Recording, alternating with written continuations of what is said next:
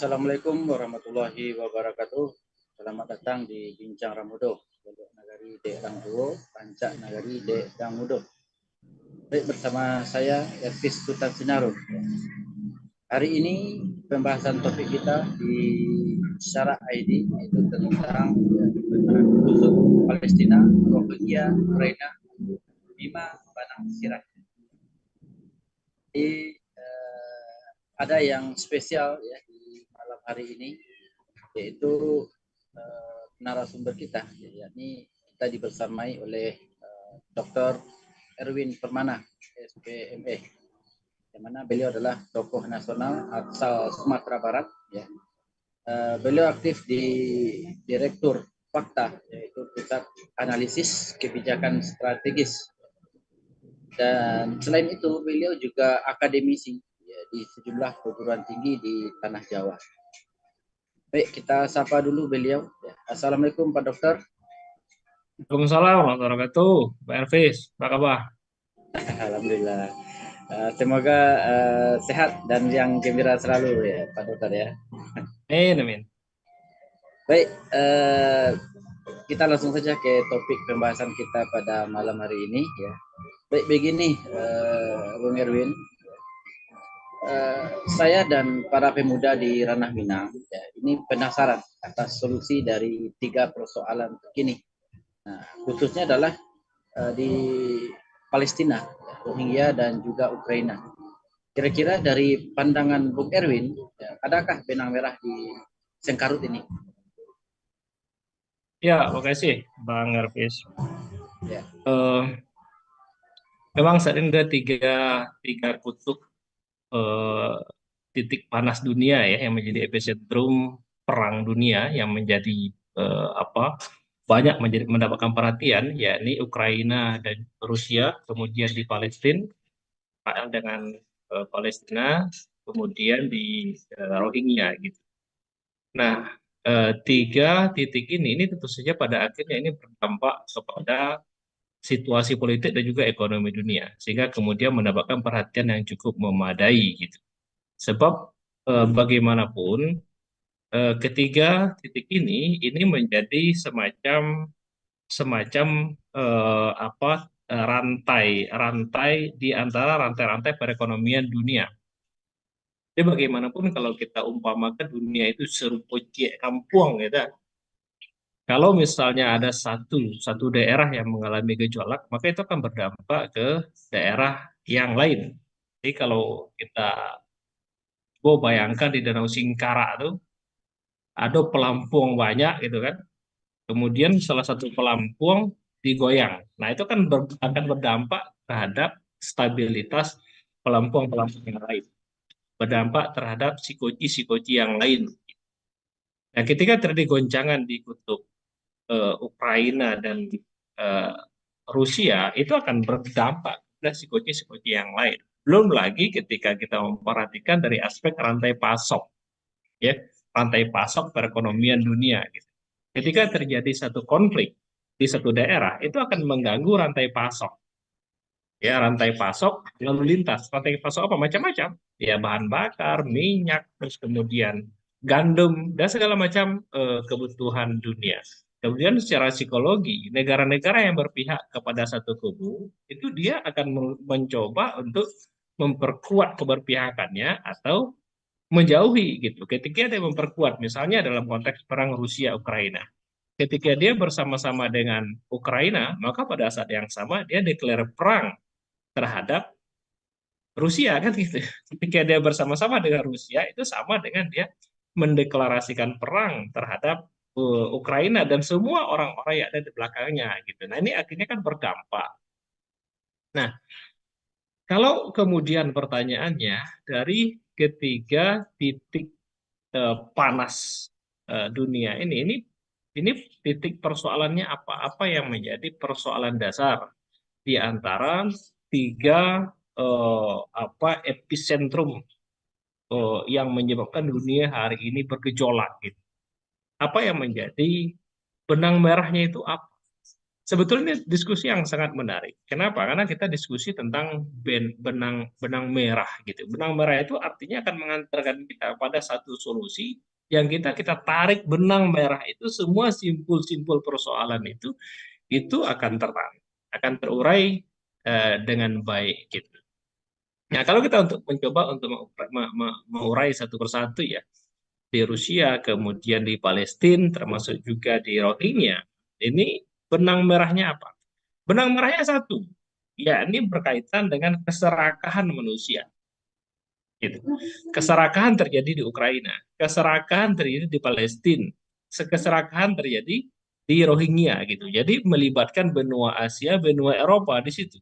Kalau benua Eropa, benua Asia diliputi oleh keserakahan, itu artinya dunia hari ini diliputi oleh keserakahan. Ada kepemimpinan keserakahan, ada pikiran-pikiran serakah yang memimpin dunia hari ini gitu. Ada ideologi serakah yang di dalam bahasa akademis disebut dengan ideologi kapitalisme. Sebetulnya ideologi sekrema itu ideologi tamak carwawaknya gitu. Ideologi serakah, ideologi ideologi yang harus utamakan materialisme gitu. Jadi identitasnya apa? Identitasnya itu materi. Tolok ukur kemajuan, kebangkitan, kehebatan, bahkan kemuliaan itu materi dengan segala macam bentuk-bentuknya, bangunan-bangunan fisik, persenjataan, mobil, dan seterusnya. Jadi indikator kemuliaannya itu adalah materi. Apapun akan dilakukan untuk mendapatkan materi gitu. Rusia sebagai negara pengagung materialisme, maka dia menganggap Ukraina itu sebagai penghalang dia untuk mendapatkan materialisme. Jadi ketika kenapa Rusia perlu untuk mencaplok Ukraina, karena dia mencaplok Ukraina itu dalam kalkulasi materialismenya dia akan mendapatkan banyak poin. Ya, dengan dia melakukan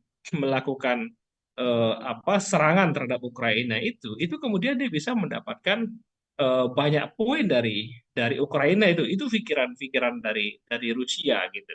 Ya, dengan dia perang melawan Ukraina, dia bisa menganeksasi Ukraina, ya, terus kemudian dia bisa melakukan berbagai macam kepentingan-kepentingan yang terkait dengan ekonomi terhadap negara-negara yang ada di belakang Rusia sendiri sebagai bergening posisinya dia gitu. Nah, jadi kepentingan Ukraina Rusia itu kepentingan materialisme. Hal yang sama itu sebetulnya itu juga terjadi dengan Israel terhadap Palestina. Ya, atas dasar materialisme lah kemudian Israel itu perlu menjajah Palestina. Kan Palestina, Israel bukan negara penjajah sebenarnya. Ini duit di negara orang, ya, tapi di situ kemudian dia membunuh, ya, tapi membunuh dengan cara yang brutal gitu, bayi, ibu-ibu, kakek-kakek, tapi nggak pernah berani berhadapan dengan tentara Palestina. Nah, justru tentara tentara Israel ini tentara yang kalau berperang itu pakai pampers. Jadi tentara Israel ini tentara pampers ini. Kalau berperang itu dia terkencing-kencing gitu. Nah, jadi eh, dia menginginkan sesuatu yang lebih dari eksistensi keberadaannya dia di eh, Timur Tengah sendiri, di Israel ini gitu. Jadi dia ingin menunjukkan eh, kehebatannya, ingin menunjukkan kedikdayaannya secara militer gitu. Jadi memang ada kepentingan materialisme eh, Zionis Yahudi di situ gitu. Nah, kemudian kalau kita bergerak ke arah eh, Asia Tenggara, yakni di Rohingya sama. Kan Muslim di daerah Rohingya itu termasuk komunitas yang secara ekonomi sebetulnya cukup baik. Bisnis mereka berkembang di Rohingya gitu.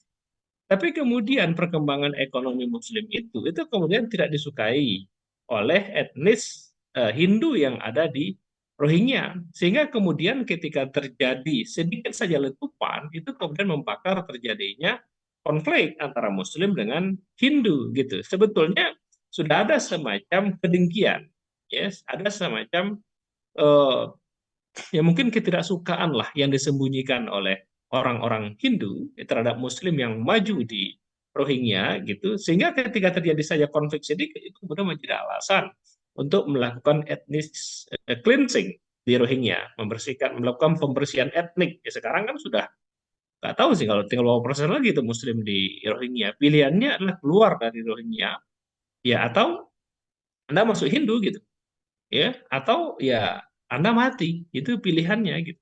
Kan banyak di antara Muslim Rohingya itu yang akhirnya kemudian pergi ke berbagai macam negeri. Ada yang pergi ke Bangladesh, ya.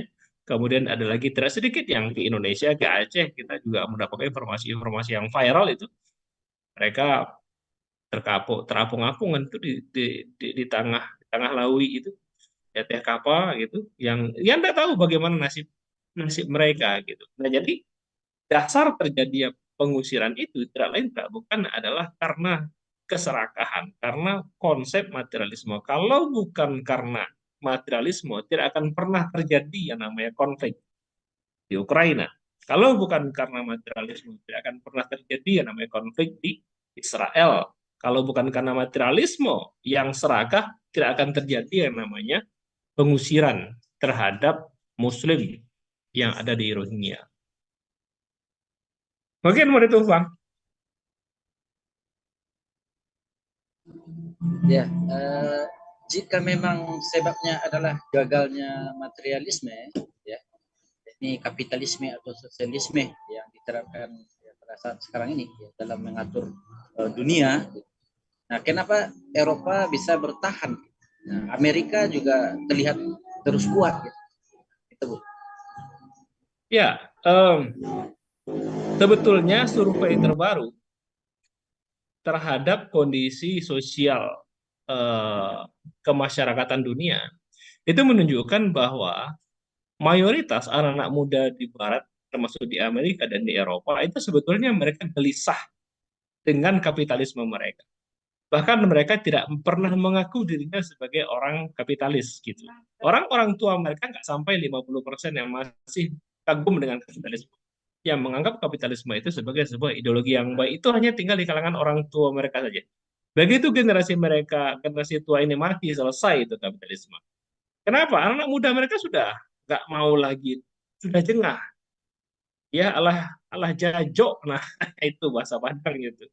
Yalah, udah ndak pernah mau mengklaim diri mereka dengan apa mereka itu sebagai orang yang menganut kapitalisme. Itu survei yang dilakukan oleh lembaga amal yang berasal dari Inggris, Oxford Institute, ya, yang lakukan di 38 negara, melibatkan puluhan ribu sampel termasuk Kanada, Australia, Jepang, Korea gitu. Prancis, Amerika sendiri gitu, Inggris gitu. Nah, hasilnya begitu. Remaja-remaja di Amerika, termasuk di Eropa, itu sedang mencari sesuatu yang baru. Kenapa? Mereka jengah dan gelisah dengan ideologi kapitalisme gitu. Jadi sebetulnya Eropa dan Amerika itu sedang berada di persimpangan jalan. Ya, generasi mudanya menunggu selesai mereka mati sebentar lagi gitu. Begitu mati generasi mudanya dia akan segera menemukan sesuatu yang baru. Ya, adapun mereka hari ini kenapa kemudian masih bisa bertahan, sebetulnya ini sisa-sisa kedikdayaan kapitalisme saja. Begitu bahan bakar kapitalisme ini habis, selesailah mereka. Sebagaimana ketika bahan bakar masih ada untuk membakar Nabi Ibrahim, maka apinya masih nyala gitu. Nah, ini sisa-sisa api yang membakar Nabi Ibrahim ini. Begitu nanti bahan bakarnya selesai, api pun padam. Nabi Ibrahim selamat. Nah, begitulah kira-kira. Sekarang karena masih ada sisa-sisa bahan bakar di Eropa, ya, ini orang-orang tua gitu ya. Orang-orang tua yang dia itu ya namanya orang tua itu merubahnya emang agak sulit ya. Merubah orang tua itu aduh kayak menulis di atas air kan gitu. Menulis di masa kecil itu menulis seperti menulis di atas batu. Menulis di masa tua, belajar di masa tua itu seperti menulis di atas air gitu. Jadi merubah orang tua itu sulit. Ya, sulit merubah orang tua. Nah, orang-orang tua di Eropa itu masih menginginkan kapitalisme. Sedangkan anak-anak muda tidak lagi menginginkan kapitalisme gitu. Nah, jadi sebenarnya Eropa itu sedang mengalami loss of generation capitalism. Ya, mengalami kehilangan keputusan generasi bagi ideologi kapitalis. Nah, itu situasi di Eropa sekarang itu. Ya, secara pemikiran mereka seperti itu. Kemudian hal ini juga diperkuat oleh situasi moral yang rusak luar biasa di Eropa. Oh, di Amerika itu kan negara sekarang sudah sedang melegalisasi LGBT. Jadi Amerika itu sebetulnya negara banci sudah. Ya negara itu bagaimana negara banci mau berperang tempeleng aja juga KO kan gitu. Amerika nggak hebat lagi kok. Wong dia sudah melegalisasi LGBT. Ketika dia melegalisasi LGBT saat itu sebetulnya Amerika itu sudah mendeklar dirinya sebagai negara banci, negara LGBT. Kalau LGBT berperang ya nggak hebat. LGBT ya kan ngambang gitu, orang ngambang kok berperang gitu. Jadi Amerika sudahlah ke depan selesai Amerika. Kenapa? Dia sudah telah melegalkan. Kalau dahulu LGBT itu hanya di beberapa negara bagian saja, sekarang sudah negara federalnya. Artinya negara induk Amerika itu sudah melegalkan LGBT, dan ini kan diikuti oleh seluruh negara di dunia gitu. Ya, bukan seluruh, sebagian besar lah, sebagian besar negara-negara Eropa. Negara-negara Eropa nanti juga jadi negara banci juga, gitu. Pilihannya mereka jadi banci atau mereka kuat ikut dengan ideologi yang mencerahkan, ideologi kebangkitan yaitu Islam gitu. Nggak lagi yang lain pilihannya. Jadi sebetulnya situasi kegelisahan anak-anak muda di Amerika itu diperparah oleh keresahan mereka terhadap fakta yang terjadi di Amerika itu sendiri, situasi sosialnya seperti itu, kemudian situasi ekonominya di mana Amerika sekarang ini merupakan Amerika yang sebagian besar pengamat mengatakan Amerika tidak akan pernah mampu untuk membayar hutangnya. Jadi secara ekonomi mereka sudah tidak lagi mampu, kan terlihat dari fakta di beberapa negara bagian itu sudah mengalami government shutdown. Ya, government shutdown itu pemerintah nggak jalan. Kenapa nggak jalan? Karena shutdown. Shutdown itu kalau laptop bisa mati. Nah, pemerintah nggak jalan, pemerintah shutdown, pemerintah mati gitu. Ya, kenapa? Karena nggak sanggup lagi membayar aparat. Nggak sanggup lagi bayar polisi, nggak sanggup lagi bayar tentara, nggak sanggup lagi bayar PNS. Ketika tentara, polisi, PNS nggak dibayar, mereka nggak kerja. Ketika polisi, tentara nggak kerja, begitu ada maling, biarin. Makanya di Amerika sekarang ini maling ngerampok itu maling-maling aja ngerampok ngerampok aja gitu. Jangan coba-coba jalan-jalan di Amerika dengan bebas kan dimaling sama orang. Dan polisi biarin, nggak akan nangkap. Polisi juga bukan polisi lagi, mereka nggak digaji, mereka nggak dibayar gitu. Sama dengan tentaranya, sama dengan PNS-nya. Jadi sebetulnya Eropa sekarang ini Amerika itu sudah di ujung tanduk, sebentar lagi jatuh, sedangkan Eropa itu sudah sedang mengalami di persimpangan jalan. Sama saja kondisinya. Jika Amerika merupakan representasi kekuatan Barat dengan ideologi kapitalismenya itu sudah begitu itu kondisinya, gitu. Apatah lagi di Eropa ini kondisinya sama saja. Jadi dunia hari ini sedang menunggu sesuatu yang baru. Sesuatu yang baru itulah sesuatu yang tidak main-main, sesuatu yang berasal dari Allah Subhanahu Wa Taala untuk keselamatan dunia, yakni Islam dengan sistem politik yang bernama Al-Khilafah.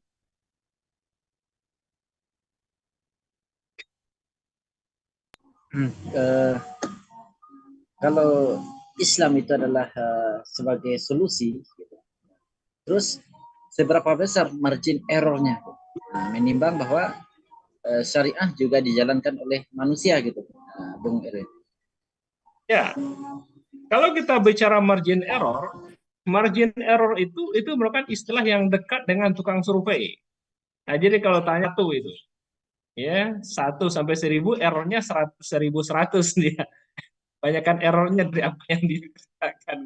Adapun berkaitan dengan Islam, Islam itu ya itu close to zero, ya. Jadi betul-betul nol tingkat errornya itu.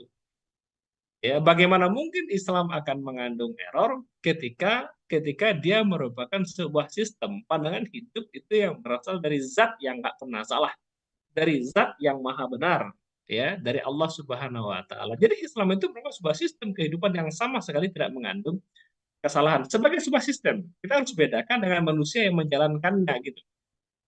Adapun manusia yang menjalankannya, memang manusia itu merupakan tempat kesalahan, ya. Manusia itu merupakan tempat hilaf dan juga salah gitu. Dalam diri manusia itu ada kecenderungan fujur dan takwa. Fa'alhamaha fujuraha wa taqwaha. Dalam diri manusia itu itu memang memang basilang ya antara yang salah juga yang bana gitu. Kadang-kadang ada kecenderungan untuk salahnya juga gitu kan.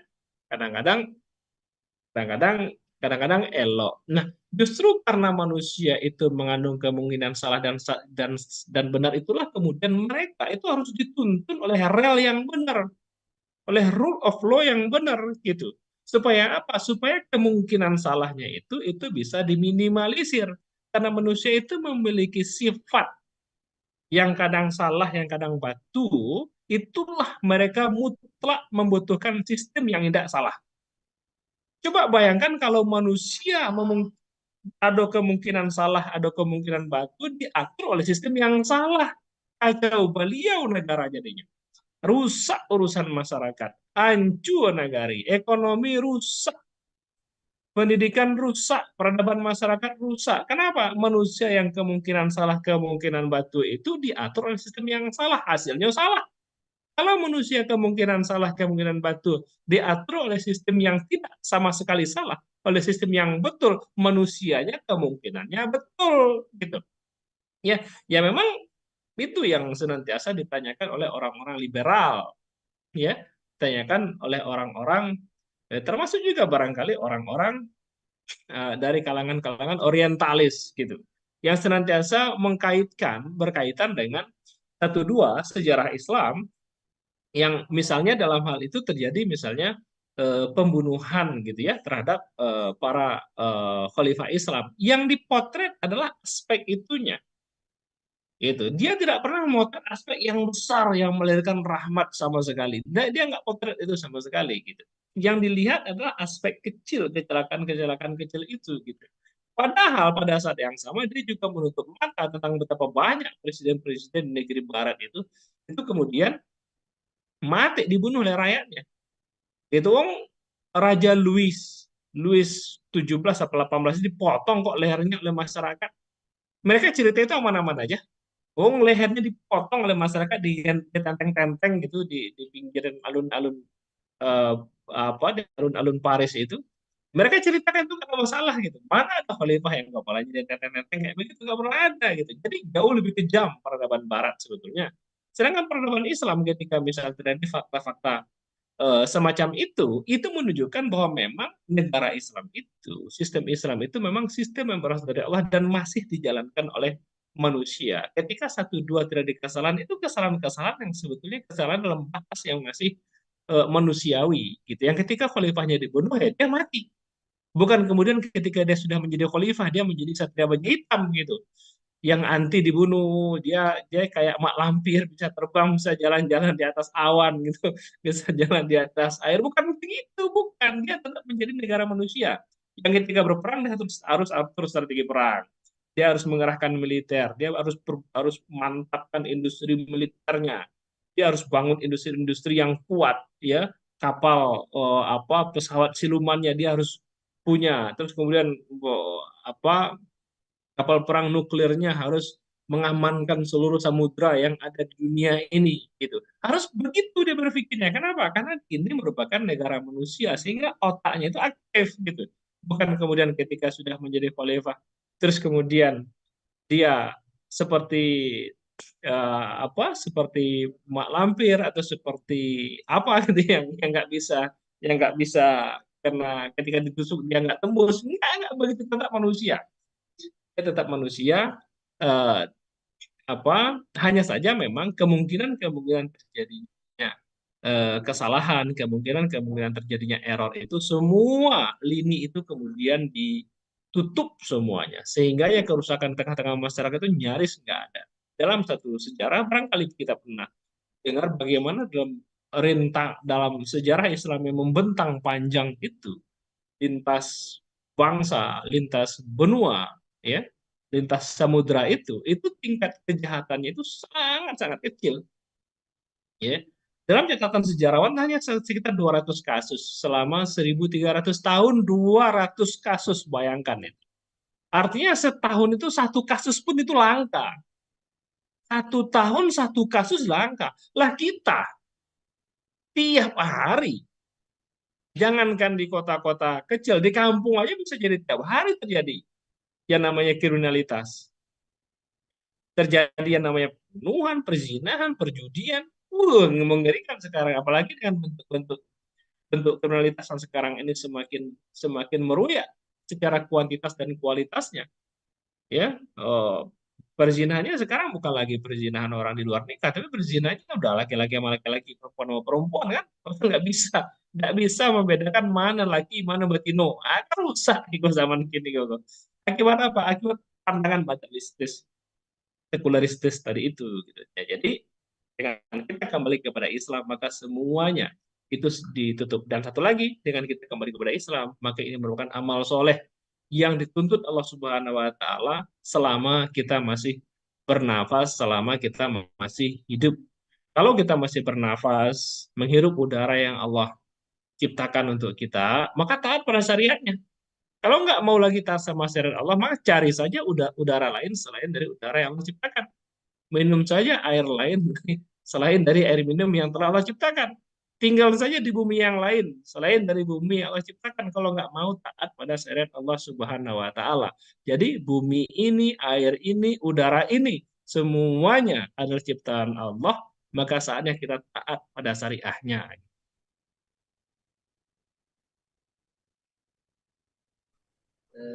Menarik ya Bung Erwin ya. Jadi sebagai penutup ini ya, di topik pembahasan kita malam hari ini. Ya. Jadi kami meminta kesimpulan dan harapan bagi generasi Nusantara umumnya, ranah Minang khususnya ya. Silakan dari Bung Erwin. Ya, generasi muda hari ini merupakan eh, generasi yang harusnya saling simbiosis mutualisme dengan Islam. Sebab kenapa? Sebab dalam situasi sekarang ini generasi muda itu hidup dalam iklim informasi yang luar biasa. Mereka hidup dalam iklim informasi yang berlimpah akibat digital, teknologi digital yang luar biasa.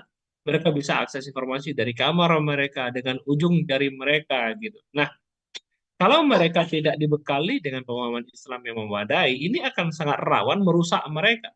Sebab setiap informasi itu mempengaruhi pikiran, akhirnya kemudian mempengaruhi perilaku gitu. Sehingga lahir kemudian perilaku-perilaku yang buruk akibat apa? Akibat informasi yang buruk yang berlimpah yang disediakan oleh digital, teknologi digital itu. Oleh karena itu, modal utama, modal dasar bagi anak muda saat ini adalah tidak mereka harus menjadikan Islam itu sebagai pilar kehidupan mereka. Ini harus juga difahami oleh semua orang tua. Bekali anak muda Anda dengan Islam supaya mereka selamat, Anda selamat sebagai orang tua dunia dan akhirat gitu. Begitu juga dengan orang Padang, adai bahasa di Sarak, Sarak bahasa di Kitabullah, adai Sarak mengatur, adai memakai gitu. Harusnya Sarak itu menjadi pilar utama. Apa sih yang dikatakan Dek Sarak itu yang harus menjadi pijakan orang Minang gitu. Ya orang Minang jangan sampai kemudian alergi. Justru jangan sampai jauh dari musaiji, jangan sampai jauh dari pengajian. Orang Minang justru harus dakek dengan pengajian-pengajian, harus dakek dengan syarat, sekaligus dakek dengan upaya-upaya untuk mengembalikan syarat itu. Orang Minang itu hebat karena syarat. Ketika orang Minang jauh dari syarat, tingkah kabau. Ya orang Minang kabau. Inyo kalau jauh syarat, Minang, Manang nyo. Kalau jauh syarat, kalau jauh dari syarat, jadi kabau. Nah, jadi kalau ingin orang Minang itu membangkit batang tarandam di ranah Minang, kata kuncinya cuma satu, kembali kepada syariat Islam. Kalau syariat Islam belum ada, maka harus menjadi bagian dari orang-orang yang memperjuangkan syariat Islam. Ketika kita sudah berjuang untuk memperjuangkan syariat Islam, walaupun kita hanya berjuang saja, kita sudah mulia. Nggak percaya, lihat Buya Hamka. Buya Hamka itu berjuang syariat Islam. Lihat Buya Natsir. Ya, lihat Agus Salim, pejuang syariat Islam. Kenapa pejuang? Ya, buktinya hasilnya kan sampai sekarang belum tegak syariat Islam kan. Tapi beliau-beliau itu siapa yang tidak menyegani beliau? Siapa yang tidak segan sama nama-nama flamboyan, nama-nama tokoh-tokoh tersebut yang berasal dari ranah Minang? Kenapa orang kemudian segan sama dia?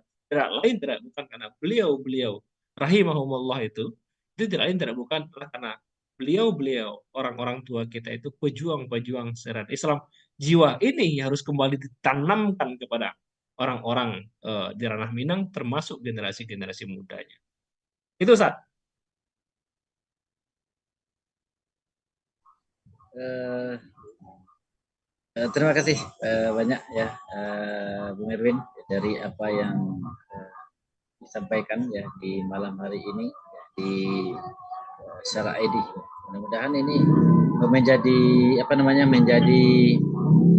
uh, pemikiran ya bagi generasi-generasi Muslim ya, generasi-generasi di Nusantara,